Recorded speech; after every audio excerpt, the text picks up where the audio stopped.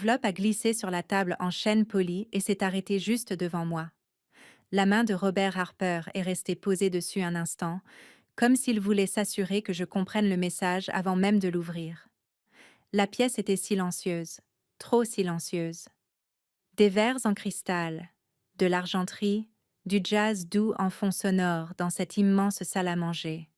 Et face à moi se trouvèrent les parents de mon mari, des gens qui croyaient déjà tout savoir de moi. Robert s'est adossé à sa chaise.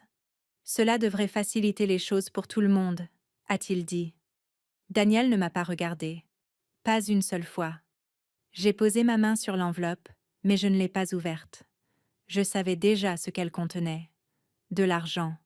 Une sortie discrète. Une façon polie de dire que je n'avais pas ma place dans cette famille. Ils pensaient que je n'étais qu'une soldate fauchée qui, d'une manière ou d'une autre, s'était mariée pour entrer dans leur monde. Ce qu'ils ignoraient, ce qu'aucun d'eux ne savait, c'était que mon père possédait 8 milliards de dollars d'actions dans l'entreprise même que dirigeait Robert Harper. Et ce dîner, celui où ils ont essayé de m'acheter, a été le moment où tout a finalement éclaté au grand jour. Mais pour comprendre comment nous en sommes arrivés là, il faut remonter quelques années en arrière. Avant que cette enveloppe ne touche la table, à l'époque où Daniel Harper a rencontré pour la première fois la fille pauvre qu'il pensait avoir épousée. Je m'appelle Emily Carter. J'ai 35 ans et je suis officière de logistique dans l'armée américaine. Ces 3 dernières années, j'ai été affectée juste à côté de Fort Belvoir, en Virginie. Si vous passiez devant mon immeuble, vous n'y prêteriez pas attention. Façade en briques, petit balcon, un parking rempli de Honda, de Ford et de quelques pick-up. Rien d'extravagant. À l'intérieur de chez moi, vous trouveriez la même chose. Des meubles simples, une table à manger d'occasion, un canapé que j'ai acheté à une famille de militaires qui déménageait au Texas.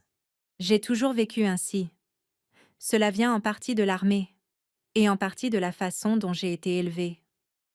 Mon père disait souvent, « Si tu ne peux pas être à l'aise sans argent, tu ne le seras jamais avec. » Il en connaissait un rayon sur l'argent, mais j'y reviendrai plus tard. Daniel et moi nous sommes rencontrés il y a 4 ans dans l'endroit le plus ordinaire qui soit, un café à Alexandria. C'était un après-midi pluvieux à la fin octobre. Je venais de terminer une longue réunion de coordination des approvisionnements au Pentagone et je m'étais arrêtée pour prendre un café avant de retourner à la base. L'endroit était bondé, toutes les tables étaient occupées. J'ai remarqué l'homme assis à la table du coin parce qu'il semblait complètement à part dans ce petit café de quartier. Costume sombre, montre hors de prix, mallette en cuir. Le genre homme d'affaires. Il a levé les yeux quand je suis passée. « Excusez-moi », a-t-il dit. « Si vous cherchez une place, vous pouvez partager celle-ci. » J'ai hésité une seconde. Puis j'ai haussé les épaules et je me suis assise. Nous avons commencé à parler comme le font parfois les inconnus quand il n'y a rien d'autre à faire. Le temps, la circulation, le travail. Il a posé des questions sur l'uniforme plié sur le dossier de ma chaise. « Vous êtes dans l'armée » a-t-il demandé. « La logistique » lui ai-je répondu. Il a hoché la tête, l'air impressionné. Puis, il s'est présenté. Daniel Harper. Ce nom ne signifiait rien pour moi à l'époque. Nous avons parlé pendant près d'1 heure. Il était à l'aise, confiant sans être arrogant. Du moins, c'est ce qu'il semblait alors. Avant que nous partions, il a dit quelque chose dont je me souviens clairement. « Vous êtes différente de la plupart des gens que je rencontre à DC. » J'ai ri. « C'est probablement parce que la plupart des gens que vous rencontrez portent des costumes. » « Peut-être, » a-t-il dit, « mais c'est plus que ça. » 1 semaine plus tard, nous dînions ensemble. 3 mois après cela, nous nous voyions régulièrement. Daniel travaillait comme avocat d'affaires. Son cabinet gérait des contrats et des fusions pour de grandes entreprises sur toute la côte Est. Il faisait de longues journées, mais il trouvait toujours du temps pour moi, du moins au début. Un soir, environ 6 mois après le début de notre relation, il m'a parlé de sa famille. « Mon père dirige Harper Industrial », a-t-il dit d'un ton désinvolte. J'ai hoché la tête comme si ce n'était qu'une entreprise parmi d'autres. Mais plus tard cette nuit-là, la curiosité a pris le dessus. J'ai fait des recherches. Harper Industrial était un géant de la fabrication. matériaux de construction, équipements d'infrastructure, distribution d'acier dans la moitié du pays, des milliards de revenus annuels, une entreprise familiale, et Daniel Harper était le fils du PDG. La fois suivante où nous nous sommes vus, il semblait un peu nerveux. « Tu as probablement cherché mon nom de famille sur Internet ?» a-t-il dit. « C'est vrai, ai-je admis. » Il a attendu, comme s'il s'attendait à ce que mon comportement change. Ça n'a pas été le cas. Cela l'a surpris. La plupart des gens, j'imagine, réagissaient différemment lorsqu'ils apprenaient qu'ils fréquentaient quelqu'un de riche. Mais l'argent ne m'a jamais beaucoup impressionné. Cela vient de la façon dont j'ai grandi. Mon père, Richard Carter, a commencé comme entrepreneur en bâtiment dans le Maryland. Quand j'ai terminé l'université, il avait déjà revendu plusieurs entreprises florissantes. Il vivait confortablement, mais vous ne l'auriez jamais deviné en le rencontrant. Vieux pick-up, maison simple, la même veste de pêche qu'il portait depuis 20 ans, il m'a appris quelque chose très tôt dans la vie. « Ne montre jamais ce que tu possèdes », m'a-t-il dit. « Laisse d'abord les gens te montrer qui ils sont. » Alors, quand Daniel a supposé que je venais d'un milieu modeste, je ne l'ai jamais corrigé. Ce n'était pas vraiment un mensonge. J'avais grandi modestement. Nous avions juste fait de bons investissements en cours de route.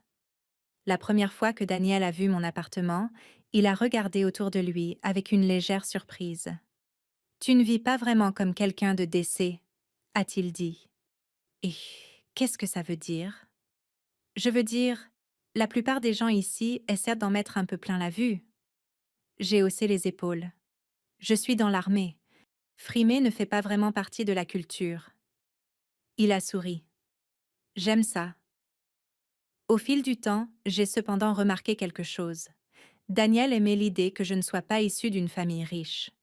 Il aimait être celui qui réussit, celui qui pourvoit aux besoins, l'homme avec le plus grand avenir. Et je l'ai laissé y croire. Non pas parce que je voulais le tromper, mais parce que je voulais savoir quelque chose d'important. Me traiterait-il toujours de la même manière s'il pensait que je n'avais rien d'autre à offrir que moi-même? Pendant longtemps, la réponse a semblé être oui. Nous nous sommes mariés 2 ans après notre rencontre. Une petite cérémonie en Virginie. Juste quelques amis. Mon père y a assisté, bien sûr. Daniel a supposé qu'il était un entrepreneur à la retraite. Papa ne l'a pas corrigé. Il a juste serré la main de Daniel et a dit « Prends soin de ma fille ». Daniel a promis de le faire. Pendant un temps, tout a semblé stable, normal. Mais les familles ont le don de tester la solidité d'un mariage. Et environ 1 an après notre mariage, Daniel a dit quelque chose un soir qui a déclenché toute cette histoire. « Émilie, » a-t-il dit, « mes parents veulent te rencontrer. » J'ai levé les yeux de la table de la cuisine. Ils ne m'ont pas encore rencontrée. Ils ont voyagé, a-t-il dit rapidement. Et mon père a été très occupé par l'entreprise. Puis il a ajouté quelque chose qui m'est resté en tête. Ils sont assez exigeants envers les gens. J'ai souri. J'ai eu affaire à des colonels de l'armée. Je peux gérer l'exigence. Daniel a ri doucement. Dîner vendredi prochain chez eux. Je n'avais aucune idée que ce dîner mènerait à l'enveloppe ou à la vérité qui allait suivre. Mais en y repensant aujourd'hui, je réalise une chose. Certains moments de la vie semblent ordinaires quand ils commencent, et ce n'est que plus tard que l'on comprend que tout était sur le point de changer. Le soir du dîner est arrivé avec cet air frais de Virginie qui vous rappelle que l'automne s'installe pour de bon. J'ai quitté la base un peu plus tôt cet après-midi-là et je suis rentrée à mon appartement pour me changer. Mon uniforme était soigneusement suspendu dans le placard, mais j'ai choisi une robe bleu marine toute simple à la place. Rien d'extravagant, rien qui donnait l'impression que j'en faisais trop, juste quelque chose de respectueux. Daniel est passé me prendre vers 18 heures. Sa voiture, une Mercedes gris foncé, s'est garée sur le parking comme d'habitude, silencieuse et rutilante face à la rangée de berlines ordinaires. Quand je suis montée, il m'a jeté un coup d'œil et a souri. « Tu es ravissante », a-t-il dit. « Merci. » Il a ajusté sa cravate dans le rétroviseur. « Mes parents sont un peu guindés », a-t-il ajouté, « juste pour que tu saches. » Je m'en doutais. Le trajet jusqu'à la maison de ses parents a duré environ 40 minutes. Nous avons traversé le Potomac et nous nous sommes frayé un chemin à travers l'un de ces quartiers tranquilles d'Arlington, où chaque maison se cache derrière de grands arbres et de longues allées en pierre. Quand Daniel a tourné dans leur rue, les maisons sont devenues de plus en plus grandes jusqu'à ce que nous nous garions finalement devant ce qui ne pouvait être décrit que comme un domaine. La maison des Harper était en retrait de la route, derrière une allée courbe et un portail en fer.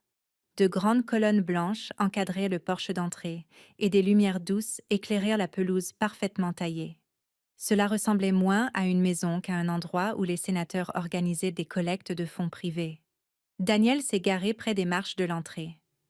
Ça va? A-t-il demandé. J'ai souri. On m'a déjà tiré dessus.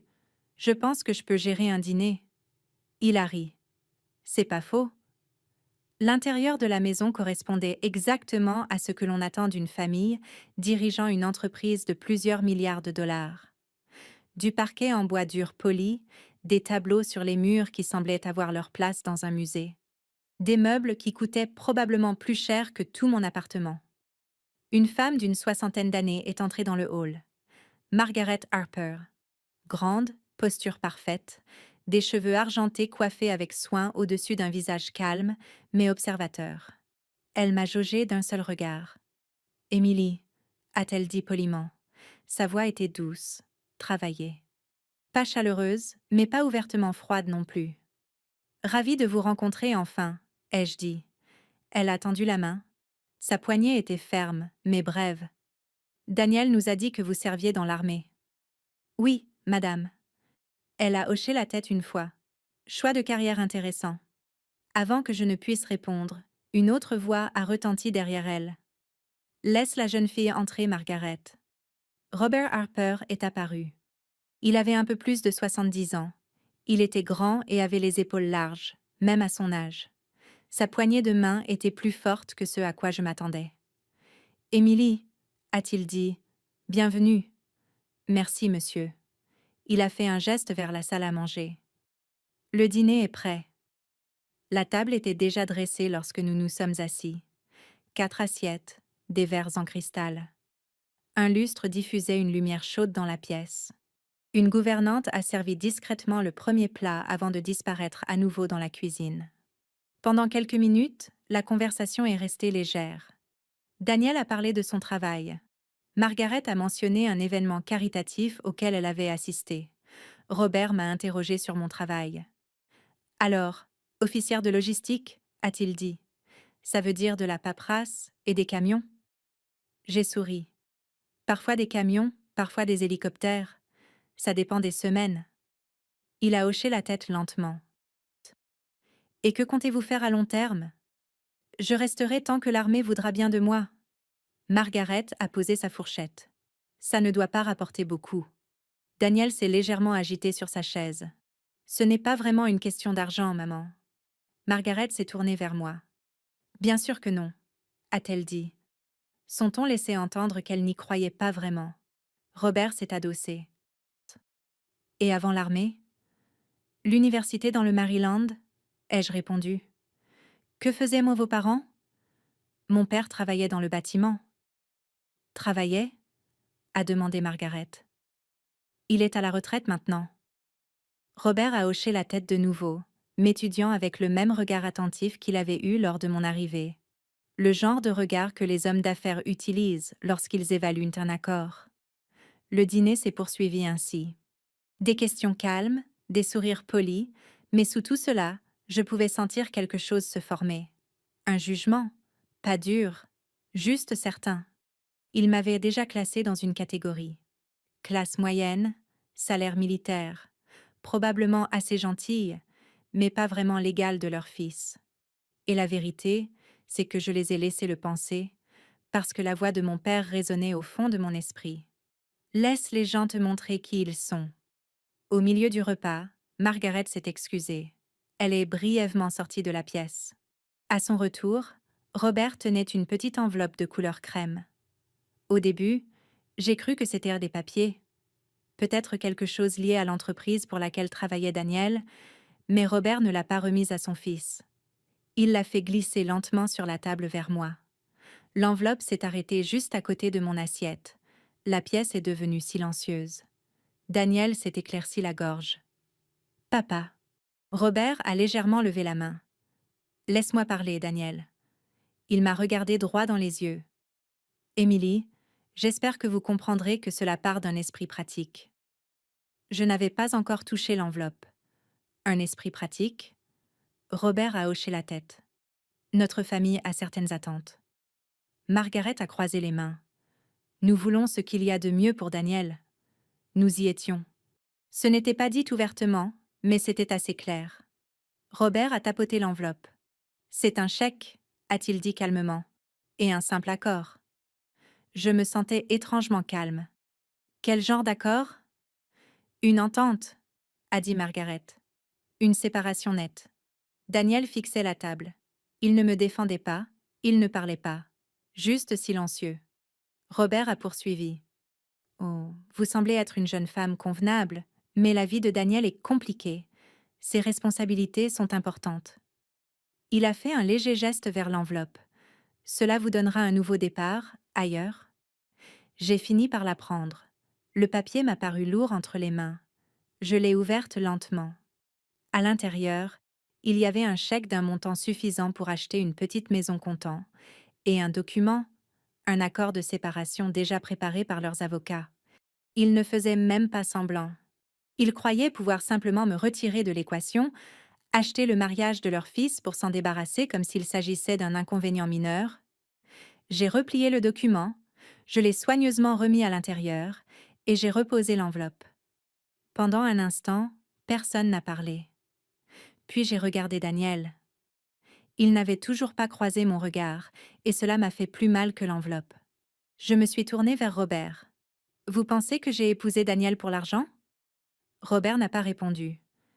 Il ne l'a pas nié non plus. « Nous essayons d'éviter des problèmes à l'avenir, » a dit doucement Margaret. J'ai hoché la tête lentement. « Je vois. » Je me suis levée de table. Daniel a levé les yeux brusquement.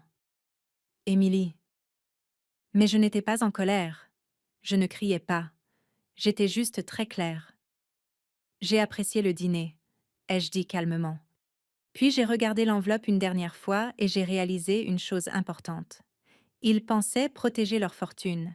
Ce qu'ils ignoraient, c'est que la fortune qu'ils protégeaient avait déjà un autre propriétaire, assis tranquillement dans la pièce. Seulement, ils ne le savaient pas encore, et il semblait que mon mari non plus. Je n'ai pas quitté la maison en trombe. Cela pourrait vous surprendre. Dans les films, les gens claquent dans les portes et partent en voiture, furieux, quand ce genre de choses arrive. Mais la vraie vie, surtout quand on a passé des années dans l'armée, vous apprend quelque chose de différent. On apprend à ralentir quand les émotions montent.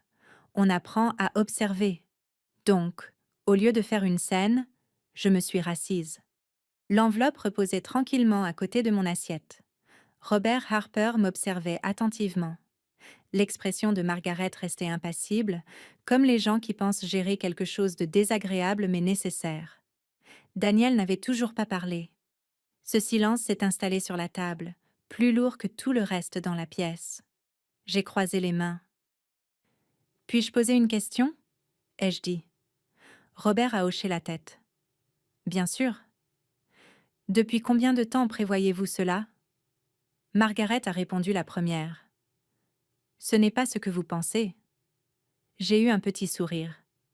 Ça me semble assez clair. Robert s'est penché légèrement en avant. Nous avons fait préparer les documents cet après-midi. Avant de me rencontrer? Oui. Cette honnêteté, curieusement, ne m'a pas autant offensée que le silence de Daniel, car au moins, Robert Harper croyait protéger son fils. Daniel, de son côté, restait assis là, les yeux fixés sur la table. Je l'ai regardé. « Tu étais au courant ?» Il a hésité. « Ce n'est pas exactement... » « Tu le savais ?» ai-je répété. Il a soupiré et s'est frotté le front. « Mes parents s'inquiètent de ce genre de choses, » a-t-il dit doucement. « Quel genre de choses ?»« Les motivations. » J'ai laissé ce mot flotter dans l'air. « Les motivations. » Après un instant, J'ai hoché la tête lentement. Je comprends. Et la vérité, c'est que je comprenais. Quand des familles bâtissent quelque chose de grand, la richesse d'une entreprise, une réputation, elles en deviennent protectrices, méfiantes envers les étrangers, surtout quelqu'un comme moi, une officière de l'armée avec un appartement modeste et un passé qu'ils n'ont pas pris la peine d'approfondir. Mais quelque chose me dérangeait encore. Ni l'enveloppe, ni même le chèque. C'était la passivité de Daniel, assis là pendant que cela se produisait. Robert s'est éclairci la gorge. Vous n'avez pas à vous décider ce soir. J'ai repris l'enveloppe et je l'ai fait glisser à nouveau sur la table, droit vers lui. J'ai déjà décidé. Margaret a légèrement froncé les sourcils.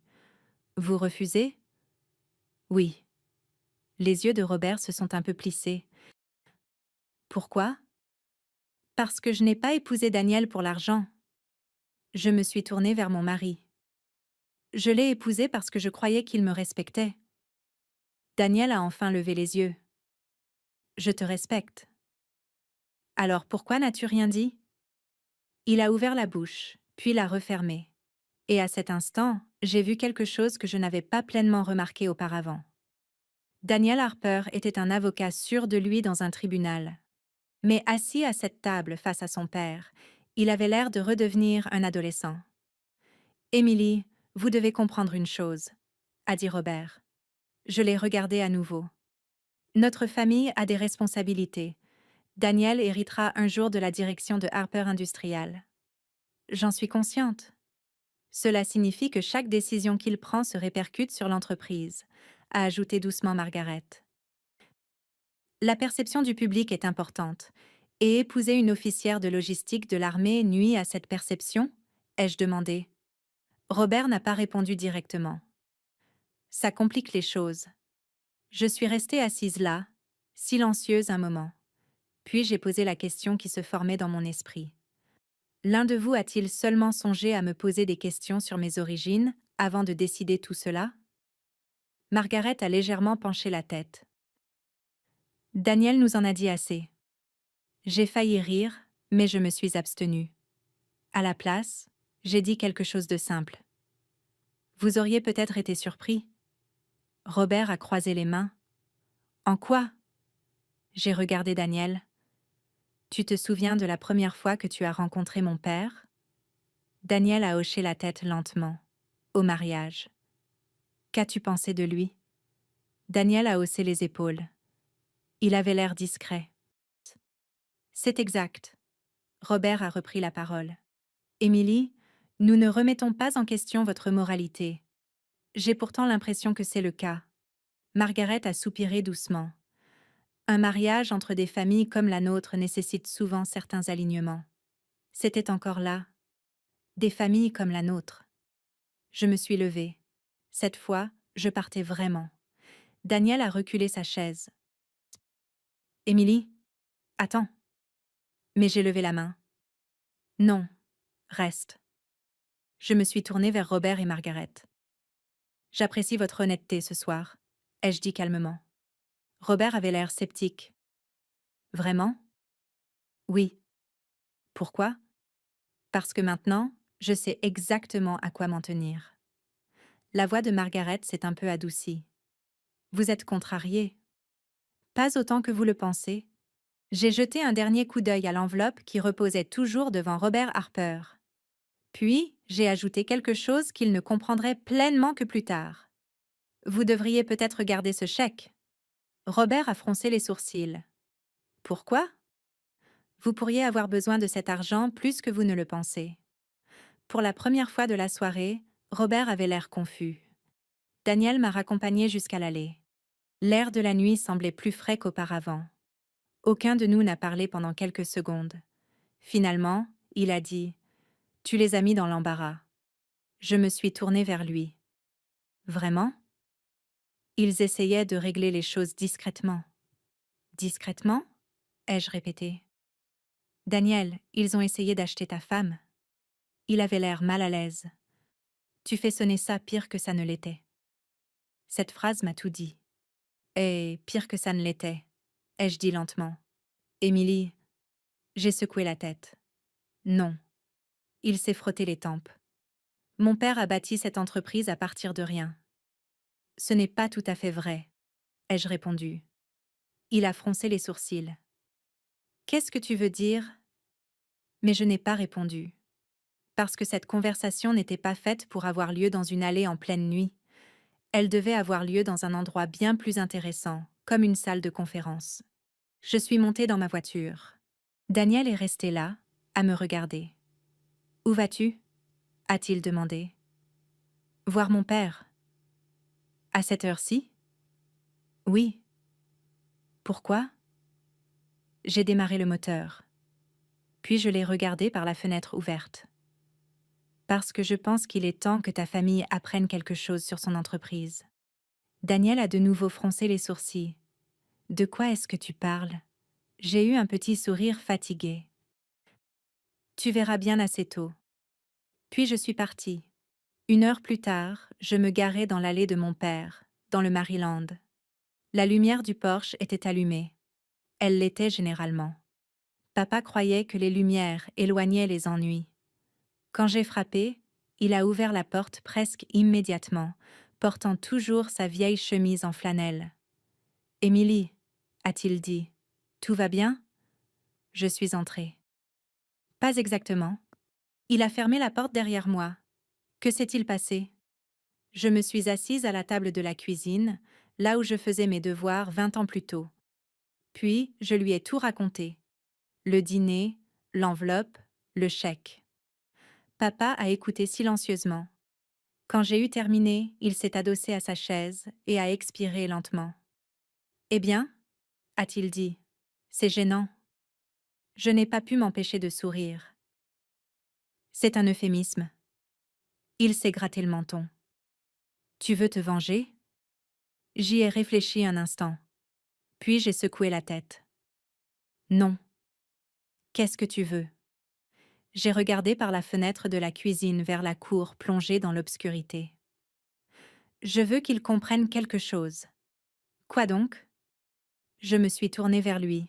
« Que l'on ne devrait pas juger la valeur de quelqu'un en fonction de ce qu'on imagine être sur son compte en banque. » Papa a hoché la tête lentement. Puis il a dit quelque chose qui a changé le cours de tout ce qui a suivi. « Eh bien, » a-t-il dit, « s'ils veulent parler d'argent. » Il s'est levé et a attrapé son téléphone. Il est peut-être temps qu'ils rencontrent leurs plus gros actionnaires. Mon père ne précipitait jamais les choses. C'est le genre de choses qu'on apprend d'un homme après avoir vécu avec lui pendant 35 ans. Richard Carter n'a jamais cru aux réactions hâtives, surtout quand l'argent et la fierté étaient en jeu. Après avoir fait ce commentaire sur leurs plus gros actionnaires, il n'a appelé personne immédiatement. À la place, il a versé 2 tasses de café et s'est rassis à la table de la cuisine. Il était près de minuit, mais papa avait toujours été un couche-tard. Il a fait glisser un mug vers moi. « Dis-moi une chose, » a-t-il dit. « Bien sûr. » Daniel ne savait rien de nos investissements. Rien. Papa a hoché la tête lentement. Et son père non plus. Il s'est adossé et s'est frotté le menton. C'est intéressant. Je l'ai observé attentivement. La plupart des gens, lorsqu'ils entendent parler de quelque chose comme ce qui s'est passé à ce dîner, passent directement à la colère. Papa ne fonctionnait jamais de cette façon. Il pensait que la colère rendait les gens négligents, et les personnes négligentes font des erreurs coûteuses. « Reprenons depuis le début, » a-t-il dit calmement. « D'accord. Tu as épousé Daniel il y a 2 ans? » « Oui. » « Et tu ne lui as jamais parlé de mon investissement dans Harper Industrial? » « Non. » « Pourquoi? » J'y ai réfléchi un instant.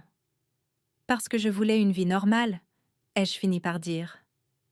Papa a hoché la tête. « C'est juste. » Il a pris une gorgée de café. « Et ce soir, ils t'ont offert de l'argent pour que tu partes. » « C'est à peu près ça. »« Combien? » Je le lui ai dit. Il a gloussé doucement.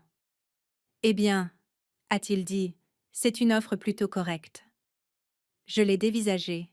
« Papa? » « Quoi? » a-t-il dit avec un sourire en coin. « Je dis juste qu'ils ne t'ont pas insulté. » Malgré tout, j'ai ri, Mais l'humour s'est vite estompé. Il pense que je suis une sorte d'opportuniste. Papa s'est penché en avant. C'est parce qu'ils ne te connaissent pas. Et Daniel ne m'a pas défendu. Ce point est resté en suspens. Papa a étudié mon visage pendant un instant. Ça t'a fait plus mal que l'enveloppe, n'est-ce pas? Oui. Il a hoché la tête lentement. C'est là le vrai problème. Nous sommes restés silencieux pendant quelques minutes, puis papa a dit quelque chose de réfléchi. Tu sais, Emily, je n'ai pas investi dans Harper Industrial pour Robert Harper. Non? Non? Il a posé son mug de café. J'ai investi parce qu'il y a 25 ans, l'entreprise avait de bons ingénieurs, des produits solides et une direction désastreuse. Ça me semble familier. Papa a souri. À l'époque, ils n'avaient pas besoin de capitaux discrets, le genre qui n'essaie pas de tout contrôler. Alors, tu as acheté des actions? Beaucoup d'actions? Combien exactement? Ai-je demandé. Papa a haussé les épaules avec désinvolture. Assez. Assez pourquoi? Il a mis la main dans un tiroir à côté de la table de la cuisine et en a sorti une fine chemise. À l'intérieur se trouvaient de vieux documents, des relevés d'investissement, des contrats d'achat d'actions. Il les a feuilletés jusqu'à trouver la page qu'il voulait, puis il l'a fait glisser sur la table vers moi. J'ai baissé les yeux. Même si j'étais au courant de l'investissement depuis des années, le chiffre m'a tout de même surprise. 8 milliards, ai-je dit doucement. Papa a hoché la tête. À peu de choses près selon le marché. Ce qui fait de toi le plus grand actionnaire individuel, a-t-il terminé. Robert Harper le sait-il? Non. Tu n'as jamais assisté à une réunion du conseil d'administration? Une fois, il y a longtemps, et ils m'ont oublié, plus ou moins. Cela paraissait incroyable, mais l'histoire des entreprises peut parfois être étrange à ce point. Les entreprises changent de direction, les actions circulent, et parfois les investisseurs discrets disparaissent à l'arrière-plan, jusqu'au jour où ils refont surface. Papa s'est de nouveau adossé. Alors maintenant, nous avons une question. Quelle question? Que veux-tu qu'il se passe ensuite? Je ne veux pas détruire leur entreprise. Je le sais bien. Je ne veux même pas de vengeance. Papa a hoché la tête. Je m'en doutais. Alors, quoi? Il a croisé les mains. Parfois, la meilleure leçon n'est pas la vengeance, a-t-il dit. C'est la remise en perspective. Qu'est-ce que ça veut dire? Ça veut dire rappeler aux gens qu'ils n'en savent pas autant qu'ils le pensent. J'ai compris immédiatement. Tu veux les surprendre? Je veux les éduquer. Cela ressemblait exactement à mon père. Comment? Ai-je demandé. Papa a pris son téléphone. Eh bien, a-t-il dit, Harper Industrial a une réunion trimestrielle du conseil d'administration jeudi prochain. J'ai cligné des yeux. Tu suis ça? Bien sûr. Et les actionnaires ont le droit d'y assister. J'ai senti un petit sourire se former sur mes lèvres. Tu vas t'y pointer. Je pense que c'est approprié. Et moi? Papa m'a regardé d'un air pensif. Tu es la raison pour laquelle nous avons cette conversation. C'est vrai? Donc, tu devrais probablement venir, toi aussi. Pour dire quoi? Papa a eu un léger sourire. Rien, au début. Juste entrer. Oui. Et les laisser comprendre. Exactement. Je me suis adossée à ma chaise. Pour la première fois depuis le dîner, je me sentais de nouveau calme. Ni en colère, ni blessée, juste curieuse. Daniel va être sous le choc, ai-je dit. Papa a haussé les épaules. Parfois, les gens ont besoin d'un choc. Et si ça détruit mon mariage? Papa est resté silencieux un instant. Puis il a parlé doucement. Émilie, un mariage qui ne peut pas survivre à la vérité n'était probablement pas très solide au départ. C'était dur à entendre, mais c'était honnête. Et l'honnêteté a toujours été la seule chose que papa n'a jamais évitée. Le lendemain matin, je suis retournée à la base. La vie militaire a une drôle de façon de vous ramener sur terre.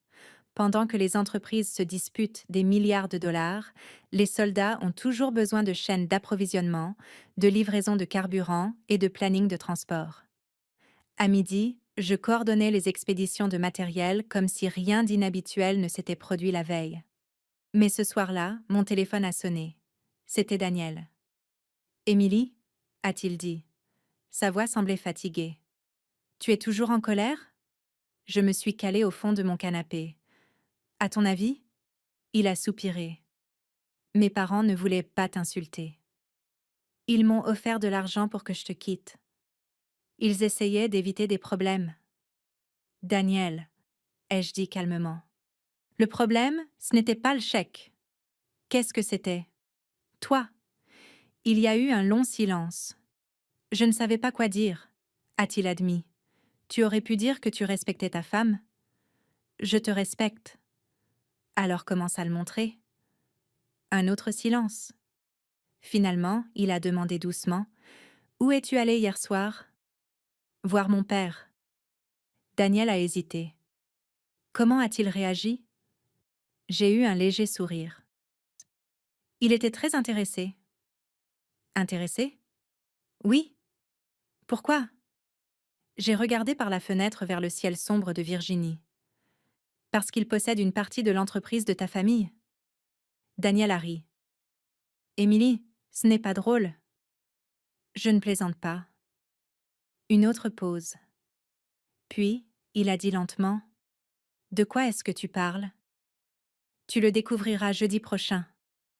Jeudi prochain? Oui. Qu'est-ce qui se passe ce jour-là? J'ai gardé une voix calme. Il y a une réunion du conseil d'administration, non? Comment le sais-tu?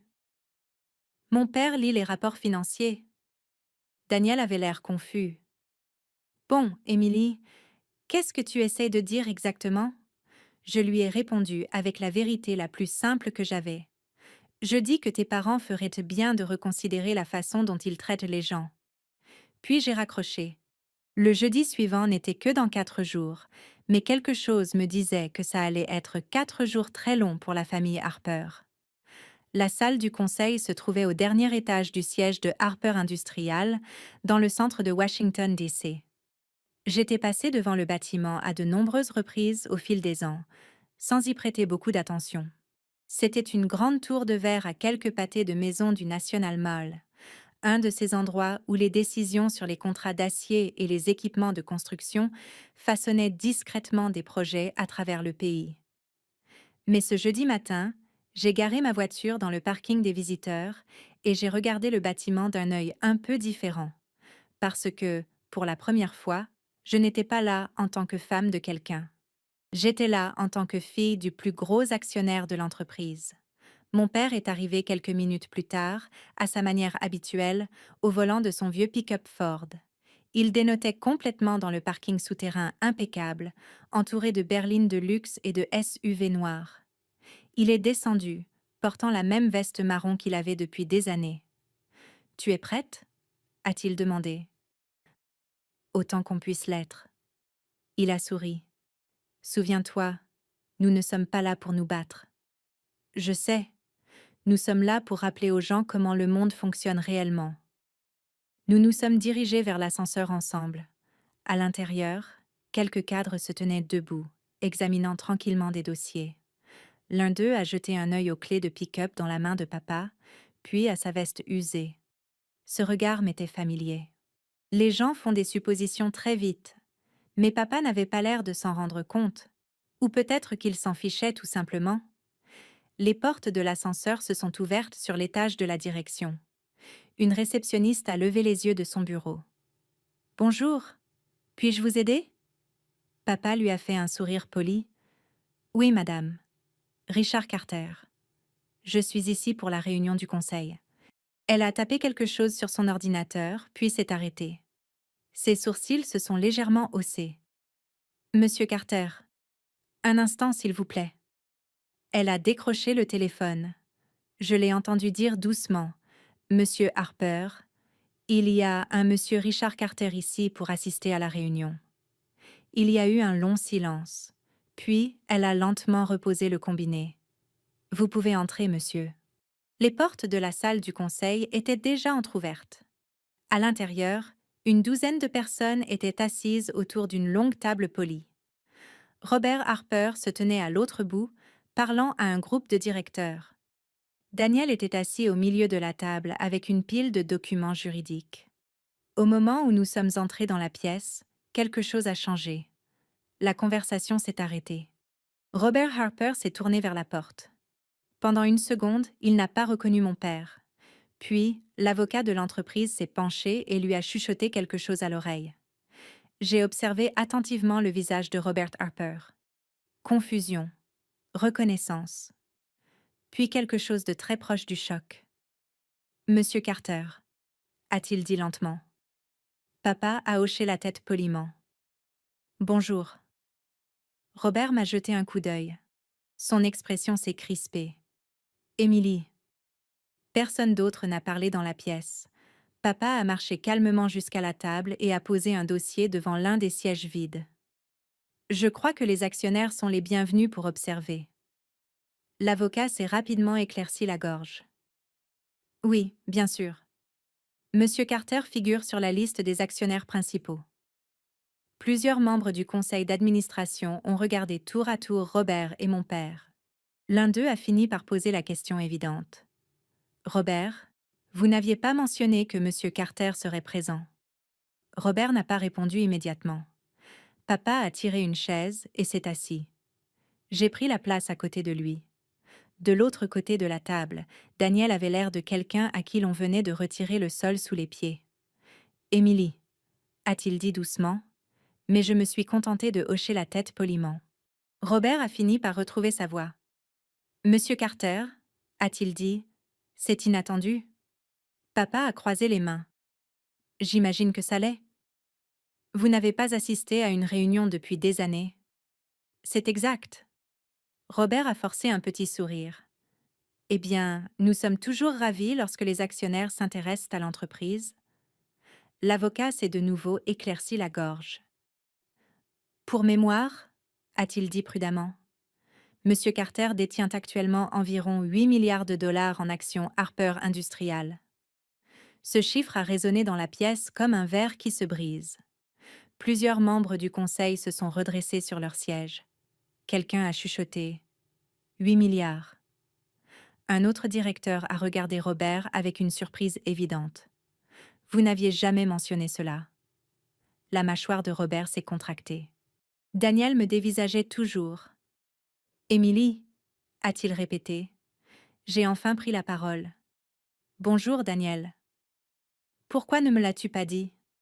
Papa a répondu calmement avant que je ne le puisse. « Ma fille préfère que les gens la connaissent avant de connaître son compte en banque. » Personne n'a ri, parce que tout le monde en avait compris le sens. Robert s'est penché lentement en avant. « Vous êtes en train de dire qu'Émilie est votre fille ?» « Oui. »« Et vous possédez le Carter Construction Group qui a investi dans l'entreprise il y a des années ?»« C'est exact. » La voix de Robert s'est faite plus basse. « Vous n'avez jamais divulgué votre lien de parenté à mon fils. » Papa a légèrement haussé les épaules. Personne n'a posé la question. La pièce était maintenant complètement silencieuse. Chaque cadre présent avait compris exactement ce qui s'était passé.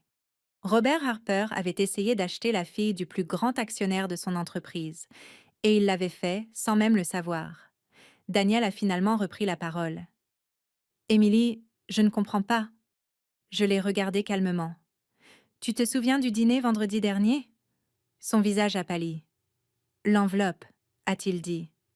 Papa a regardé Robert. « L'enveloppe. » L'expression de Robert s'est durcie. « C'était une affaire de famille privée. » Papa a hoché la tête lentement. « J'en suis sûre. » Il a ouvert le dossier devant lui. « Je ne suis pas ici pour interférer avec les opérations de l'entreprise, » a-t-il continué. « J'ai toujours pensé que Harper Industrial était bien géré. » Robert a semblé soulagé de l'entendre, mais papa a ajouté calmement « En revanche, je suis très intéressé par la façon dont les personnes liées à cette entreprise traitent les autres. » Plusieurs membres du conseil ont échangé des regards. Papa a continué à parler du même ton calme. « Surtout quand ces personnes supposent que quelqu'un n'a rien, Robert n'a rien dit. Daniel a baissé les yeux vers la table. Et pour la première fois depuis ce dîner, l'équilibre des forces dans la pièce avait complètement basculé. Pas de cris, pas de menaces, juste la vérité. Et parfois, la vérité est plus retentissante que tout le reste. Papa a fermé le dossier. Bien, a-t-il dit. Allons-nous commencer la réunion? La réunion du conseil a suivi son cours, mais elle n'avait plus rien d'une réunion normale. On pouvait le sentir dans la pièce. Les cadres qui étaient entrés ce matin-là en s'attendant à une discussion trimestrielle de routine se tenaient là maintenant un peu plus droit, parlaient avec un peu plus de prudence et jetaient de temps en temps un coup d'œil à l'homme silencieux dans sa veste marron usée au bout de la table. Mon père n'a pas interrompu la discussion. Il n'a critiqué personne. Il a simplement écouté. Et d'une certaine manière, cela a rendu tout le monde encore plus mal à l'aise. Car lorsqu'une personne possédant 8 milliards de dollars d'actions choisit de garder le silence, les gens se demandent naturellement ce qu'elle pense. La réunion a duré près de 2 heures. Prévision de production, contrat d'infrastructure dans le Midwest, augmentation des coûts de la chaîne d'approvisionnement en raison du prix du carburant. Des affaires courantes, mais en dessous de tout ça, l'attention n'a jamais tout à fait quitté la pièce. Robert Harper a parlé moins que d'habitude. Daniel n'a pratiquement pas ouvert la bouche. Lorsque la réunion s'est enfin terminée, les membres du conseil ont commencé à rassembler leurs dossiers. Plusieurs d'entre eux se sont approchés de mon père. Un directeur plus âgé lui a serré la main. Monsieur Carter, a-t-il dit chaleureusement. Je me souviens de l'époque où vous avez investi dans l'entreprise pour la première fois. C'est un plaisir de vous revoir. Papa a souri poliment. J'ai toujours cru que cette entreprise avait un fort potentiel. Un autre membre du conseil a ajouté: Votre soutien au cours de ces premières années a aidé à stabiliser les choses. Robert se tenait à proximité, disant très peu de choses. Finalement, la pièce s'est vidée. Il ne restait plus que nous quatre. Robert, Daniel, mon père et moi. Le silence semblait plus lourd que n'importe quelle conversation que nous avions eue à cette table à manger. Robert a fini par prendre la parole. Je crois que nous nous devons des explications. Papa a hoché la tête calmement. Cela semble raisonnable. Robert m'a regardé. Émilie? Je n'en avais aucune idée. Je sais. Si je l'avais su, vous n'auriez pas sorti l'enveloppe. Son visage s'est crispé. Cette situation a été mal interprétée. Papa s'est légèrement penché en avant. Vraiment? Robert n'a pas répondu. À la place, il s'est tourné vers Daniel. Tu n'en savais rien? Daniel a secoué la tête lentement. Non. Sa voix semblait fatiguée maintenant. Je ne savais même pas que le père d'Émilie avait investi dans l'entreprise. Papa a gloussé doucement. C'est en partie de ma faute. Robert a croisé les bras. Vous avez laissé perdurer un malentendu pendant des années. Papa a haussé les épaules. Je préfère mener une vie tranquille. Robert m'a regardé directement. Et vous? Pour la même raison. C'est-à-dire? Je voulais être estimée pour ce que je suis. Ces mots ont flotté dans la pièce. Daniel s'est finalement levé et a marché vers la fenêtre qui donnait sur la ville. J'aurais dû te défendre, a-t-il dit doucement.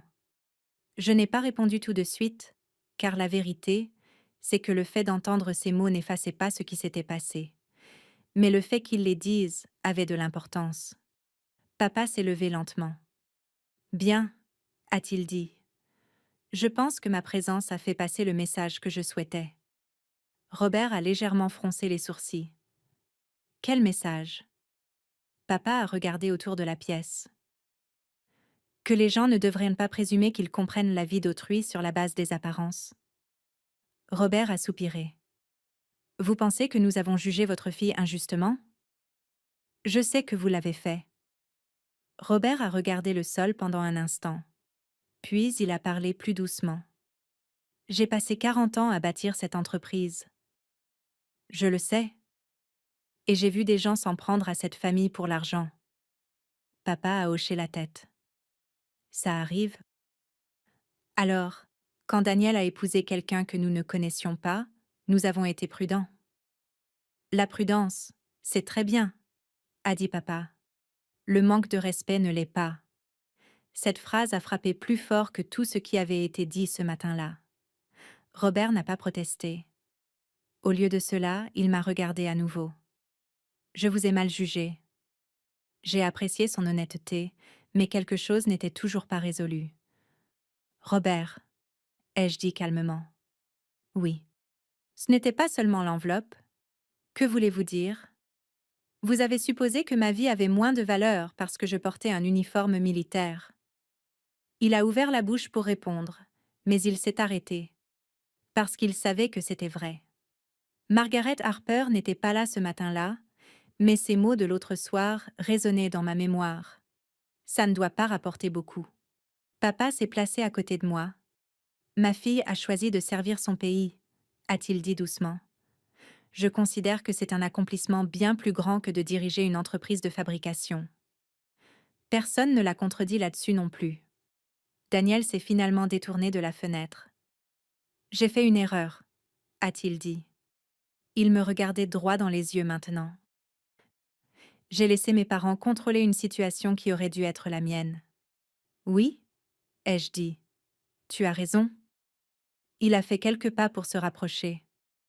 Je suis désolée. La pièce est restée silencieuse. Papa a regardé sa montre. Eh bien, a-t-il dit avec douceur, il faut que j'y aille. Robert avait l'air surpris. Vous partez déjà?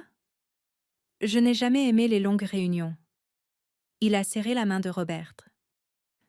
J'espère que Harper Industrial continuera à prospérer. Robert a hoché la tête. Ce sera le cas.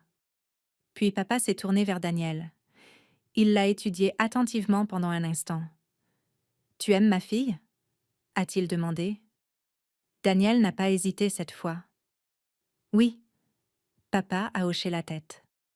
Alors prouve-le. Sur ce, il s'est dirigé vers la porte. Je l'ai suivi dans le couloir. Les portes de l'ascenseur se sont refermées derrière nous.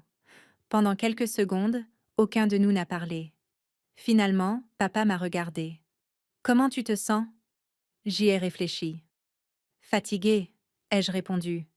C'est compréhensible. Penses-tu qu'ils ont appris quelque chose? Papa a eu un léger sourire. Oh, oui, mais apprendre quelque chose et changer sont deux choses différentes. Nous sommes sortis dans le parking. Papa s'est dirigé vers son pick-up. Tu retournes à la base? A-t-il demandé. Plus tard. Il a ouvert la porte de son pick-up. Qu'est-ce que tu vas faire maintenant? J'ai jeté un coup d'œil en arrière vers l'ascenseur. Daniel et moi devons parler. Papa a hoché la tête. C'est la partie difficile. Il est monté dans son pick-up. Avant de démarrer le moteur, il a ajouté une dernière chose. N'oublie pas une chose, Émilie. Quoi? L'argent révèle le caractère. Il a fait une pause. Mais le pardon révèle la sagesse. Je suis restée là à regarder son pick-up s'éloigner. À l'étage, Daniel Harper m'attendait, et la véritable décision concernant notre avenir était encore devant nous. Daniel se tenait toujours près de la fenêtre quand je suis retournée dans la salle du conseil.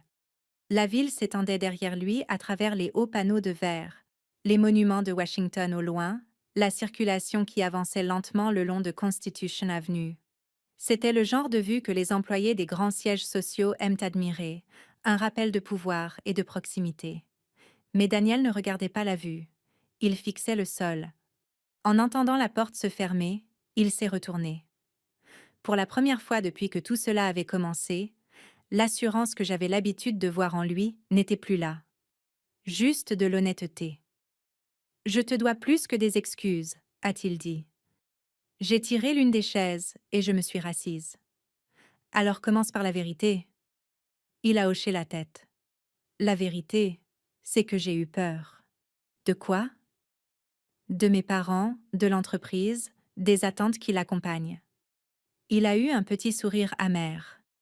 Quand on grandit dans une famille comme la mienne, tout tourne autour de la protection de ce qui a été bâti. J'ai écouté en silence. Quelque part en cours de route, a-t-il poursuivi, j'ai commencé à penser comme eux, à évaluer les gens en fonction de leurs origines, de ce qu'ils gagnaient, de ce qu'ils pouvaient apporter au nom de la famille. Et moi? Tu étais la seule personne qui se fichait de tout ça. Il a secoué la tête lentement. J'aurais dû te défendre à ce dîner, au moment même où cette enveloppe a touché la table. Oui, ai-je dit. Tu aurais dû. Le silence qui a suivi n'était pas hostile, simplement honnête. Daniel a tiré la chaise en face de moi et s'est assis. Tu me quittes? A-t-il demandé. Cette question a plané entre nous plus longtemps que n'importe quelle autre.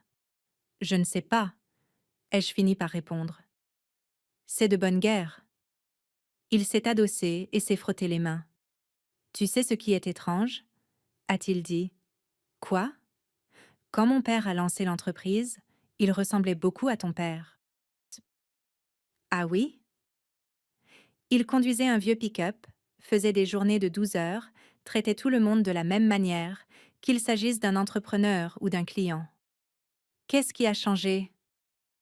Daniel a soupiré. Le succès. J'y ai réfléchi. Le succès a tendance à changer les gens petit à petit s'ils n'y prennent pas garde. Parfois, il donne de l'assurance. Parfois, il érige des murs. Mon père n'a jamais laissé l'argent le changer, ai-je dit. Daniel a hoché la tête. Je l'ai remarqué. Nous sommes restés assis là, en silence, pendant un moment. Puis il a dit quelque chose d'inattendu. Je quitte le cabinet. J'ai levé les yeux. Quoi? J'ai démissionné ce matin. Pourquoi? Parce que j'ai réalisé quelque chose après que tu as quitté la maison vendredi soir. Il s'est penché légèrement en avant.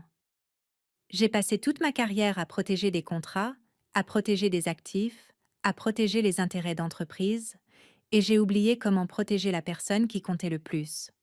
La sincérité de sa voix m'a prise au dépourvu. Qu'est-ce que tu vas faire à la place? Ai-je demandé. Je suis en contact avec une association juridique à but non lucratif qui travaille avec des vétérans. Des vétérans? Oui. Ils aident les anciens militaires à gérer les demandes d'invalidité, les litiges en matière de logement, les problèmes d'emploi. Il a eu un petit haussement d'épaule. Il s'avère qu'il y a beaucoup de soldats qui ont plus besoin d'avocats que les grandes entreprises. Pour la première fois depuis le dîner chez ses parents, j'ai senti quelque chose se desserrer dans ma poitrine. Tu laisserais tout ça derrière toi? L'argent? Oui. Il a eu un faible sourire. Je crois que j'ai pris assez de décisions dictées par l'argent pour ma part. J'ai regardé par la fenêtre un instant. Les mots de mon père me sont revenus. L'argent révèle le caractère. Le pardon révèle la sagesse. Daniel, ai-je dit doucement. Oui. Je n'ai pas caché l'investissement de mon père pour te tester. Alors pourquoi? Parce que je voulais vivre une vie qui me paraisse authentique. Il a hoché la tête. Je le comprends maintenant. Mais le comprendre maintenant n'efface pas ce qui s'est passé. Je sais. Nous sommes restés là 1 minute de plus. Puis Daniel a dit quelque chose de simple. Je suis prêt à reconstruire. J'ai étudié son visage attentivement. L'âge a le don de vous apprendre une chose importante. Les gens révèlent qui ils sont, non pas par ce qu'ils promettent, mais par ce qu'ils changent. Tu vas devoir regagner ma confiance, ai-je dit. Cela me semble juste. Ça pourrait prendre du temps. J'ai le temps. Cette réponse semblait solide, et pour la première fois depuis des jours, je l'ai crue. Plus tard dans la soirée, nous sommes sortis du bâtiment ensemble. L'air à l'extérieur avait retrouvé cette fraîcheur de début d'automne. Le même genre de soirée qui avait déclenché toute cette histoire. Daniel s'est arrêté à côté de ma voiture. Alors, qu'est-ce qui se passe maintenant? A-t-il demandé. Maintenant, ai-je répondu, nous retournons vivre comme des gens normaux. Il a souri. C'est peut-être plus difficile qu'il n'y paraît. Peut-être. Puis j'ai ajouté quelque chose dont je savais que mon père l'apprécierait. Mais c'est probablement la seule façon pour qu'un mariage fonctionne. Quelques semaines plus tard, Daniel et moi avons pris la route pour rendre visite à mon père. Papa était assis sous son porche quand nous sommes arrivés, sirotant un café et regardant le soleil se coucher sur les arbres. Il a levé les yeux pendant que nous marchions vers lui. Eh bien, a-t-il dit avec un grand sourire. On dirait que vous vous parlez toujours tous les deux. Daniel a ri nerveusement. Oui, monsieur. Papa l'a étudié pendant un moment. Tu as appris quelque chose dernièrement? Daniel a hoché la tête. Beaucoup. Papa s'est adossé à sa chaise. Bien. Il a fait un geste vers les sièges vides à côté de lui. Asseyez-vous. La vie est plus facile quand les gens s'assoient et se parlent, au lieu de faire glisser des enveloppes sur des tables. Nous avons tous ri de cela, et quelque chose dans ce moment a semblé paisible. Pas parfait, mais honnête. En y repensant aujourd'hui, je me rends compte que ce dîner n'était pas vraiment une question d'argent. Il s'agissait de quelque chose de bien plus simple. De respect. Le genre de respect que l'on témoigne aux gens, qu'ils portent un costume cravate, un uniforme de l'armée ou une vieille veste de chantier. Parce qu'à la fin de la journée, le solde du compte en banque de quelqu'un ne vous dit pas grand-chose sur son caractère. Mais la façon dont il traite les autres, ça vous dit tout. Et si cette histoire vous a rappelé quelqu'un dans votre propre vie, ou vous a fait réfléchir à la rapidité avec laquelle nous jugeons parfois les gens, alors peut-être a-t-elle atteint son but. Si vous souhaitez entendre d'autres histoires comme celle-ci, n'hésitez pas à la partager avec quelqu'un qui pourrait l'apprécier. Et si vous aimez les histoires profondes sur la vie, la famille et les secondes chances, vous êtes toujours les bienvenus pour revenir écouter. Parfois, les meilleures leçons naissent des moments de silence que l'on n'attendait pas. Nadoot, my baby, I love you. Thank you so much for the 8 months. Thank you, thank you. Hi, everyone. Thank you for the hydrate as well.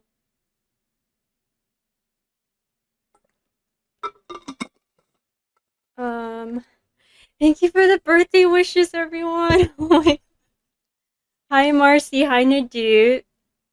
Thank you, Gotch. Hello. Thank you, Adorly. Hello.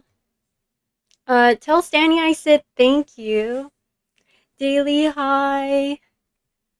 If I can make it for the stream, but oh, no worries, Pumpkin Man. Thank you so much. Thank you for stopping by. I appreciate you. Oh, Grant, no worries. Drive safely. Thank you. Tell Beat I said thank you. No worries. I know you guys are like still in the process of like moving things, but I hope you guys are I hope you guys are having a good day and things are going well for you guys. Thank you, Daily. Thank you, Nadu. I love you. Oh, I was like, what happened to the music? Nadu. Oh, wait, Nadu. Nadu, what the heck? 5 gifted subs? Nadu. Can I get a shout out for Nadu too, by the way? And for Gotch. Anyone who streams, um, if I can get a shout out for them. So one for Gotch, one for Nadu, one for Grant. Sit. Sith, what the heck? Sith, thank you so much for 5 gifted subs. Oh my god, I don't know what's happening. I'm like overwhelmed. Thank you so much, Sith. Thank you. I appreciate you. Oh my god. Also, I think Sith streams too. So go follow Sith. He's cool. He's also a fellow Game of Thrones fan, and we talk about it all the time. Thank you, Sith. I appreciate you. Hi Gotch. Sugi, thank you for the raid. And thank you for the happy birthday or whatever. Or whatever's. Thank you. Hi El Ray. Hi Daff. Subtitles. Hi. Valencia. Let's see. Welcome Raiders. Thank you. I appreciate it. Thank you for the raid, Sugi. Yeah. Oh yeah. I saw your message, so I added cinema. Welsh. Hi Welsh. Can I get a shout out for Welsh, please? Thank you so much, Welsh. It's good to see you. I hope you're doing well. Hi, Face. Thank you. Um, I just want to make sure I didn't miss anything. Sugi, thank you for the Prime for 20 months. Oh my gosh. Guys, Sugi has been like pretty much there for me since I started streaming.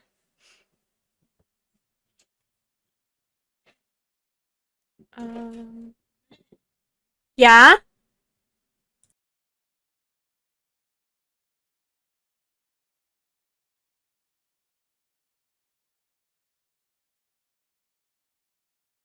Sorry, guys. Oh my gosh. My aunt and my uncle wanted to take a picture with me for some reason. So, sorry, yeah. That's probably gonna happen a lot today. My apologies. Where I'm gonna get interrupted a lot. Oh my gosh, my blanket. Yeah, sorry about that. Okay, wait, let's see. What did I miss? Um, Hi DJ, thank you. Thank you. Kyrie, hi. Thank you for the birthday wishes. Chrome, welcome in, Chrome. Oh, do they? Thank you. I appreciate it. Um, Welcome home, good Thank you for the hunter. follow. Thank you. Follows are anonymous, so no pressure to introduce yourself or anything. Why is my background being weird? Okay, anyways. Najit, thank you. You're pretty. um, let's see. Just trying to see. Thank you, Dorley. Thank you, Sith. You're so shy right now. Hi, Seth. Thank you so much. Thank you. I appreciate it. Um, Sith, thank you again for the 5 gifted subs. I was really generous. Thank you. I appreciate it. Um,